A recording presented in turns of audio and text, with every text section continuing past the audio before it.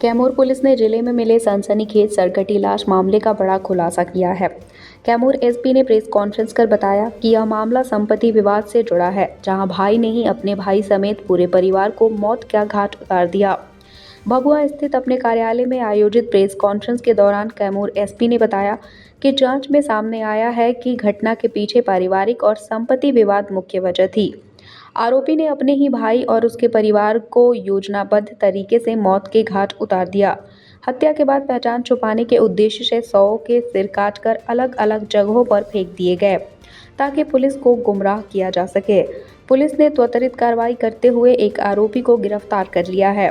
गिरफ्तार आरोपी से पूछताछ के दौरान कई अहम जानकारी मिली है, जिसके आधार पर अन्य आरोपियों की गिरफ्तारी के लिए लगातार छापेमारी की जा रही है। देखिए, आप सभी अवगत हैं कि एक अत्यंत दुखद घटना हुई थी। दिनांक 10 मई को दुर्गावती नदी में 18 टुकड़े सबके विभिन्न अंग के टुकड़े मिले थे। देखने से ही लग रहा था कि ये इसमें 3-4 व्यक्तियों के ये टुकड़े हैं। इसमें हम लोगों ने एफएसएल की टीम, डीआईयू की टीम, हमारे जो जितने भी इंटेलिजेंस की टीमें थी, हम लोगों ने उसमें बंधे हुए 100 के टुकड़े बरामद हुए थे। सबसे आश्चर्यजनक ये था कि कहीं किसी क्षेत्र से किसी मिसिंग की इस तरह की सूचना नहीं थी। सीमावर्ती जिलों में भी हमने संपर्क किया, अपने ज़िला में भी सभी जगह खबर पहुंचाया, लेकिन कुछ भी इसमें पता नहीं चल रहा था। फिर धीरे धीरे कंफर्म हुआ कि यह डहरक गांव के एक निवासी हैं कृष्ण मुरारी गुप्ता, उनके घर में तालाबंद है और वो पूरा परिवार अनुपस्थित है। उसमें फिर हम लोगों ने और कुछ अपने इलेक्ट्रॉनिक सर्विलांस और अपना जो मैनुअल इंटेलिजेंस है उसके माध्यम से हमने पता करना शुरू किया और चीज़ें धीरे धीरे करके खुलती गई। हमको लोकल लोगों का भी इसमें बहुत सहयोग मिला है। चीज़ें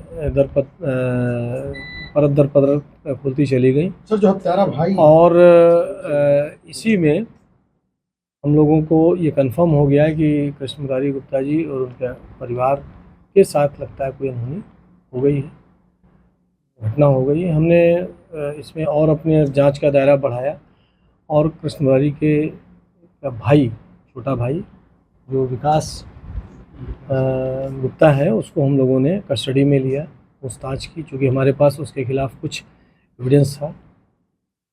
उसके आधार पर उसने तुरंत स्वीकार कर लिया कि उसी ने कृष्ण मुरारी गुप्ता, उनकी पत्नी और उनके दोनों बच्चों का घर में ही मर्डर किया है।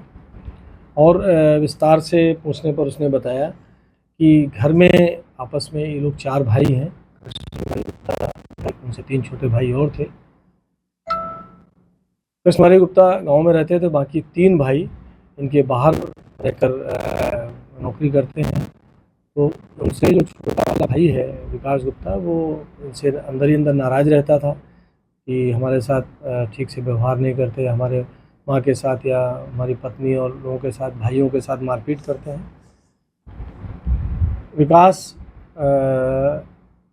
नौकरी में ही था महाराष्ट्र में।